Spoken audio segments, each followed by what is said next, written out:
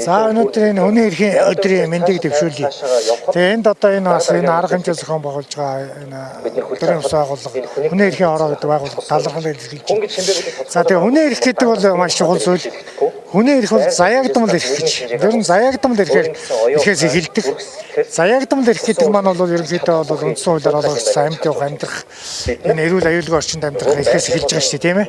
Тэгээ ер нь хүний эрх бол язгуур эрх шиг. За эрх хэрэгчлөө гэсэн юм одоо агуулгуудтай байгаа. Ингээ энийг задлж ярих юм бол одоо эвлэн нийт хэлж ярих тийм үү? Ажиллаж амьдрах, хөдөлмөрлөх, эрүүл аюулгүй орчинд амьдрах одоо үндсэн хуулиар маш олон эрхүүд байна. Тэгэхээр өнөөдөр бол Монгол хүний язгуур эрх ашиг бол маш их зөрчигдөж байна. Язгуур эрх ашиг гэж юу байдгийг гэхээр ерөөсөө эрүүл аюулгүй орчинд амар тайван амьдрах, газар нутгийн бүрэн бүтэн байдал. Оршин буюу одоо орчны ертөнцийн амар амгалан эрүүл сарвал дагшин байдал эндээс эхэлж байгаа юм. Тэгээд нийгмийн харилцаанд орхон дээр ээлж ярих, эвлэн нийтлэх, ажиллах, хөдөлмөрлөх энэ бүх эрх байна.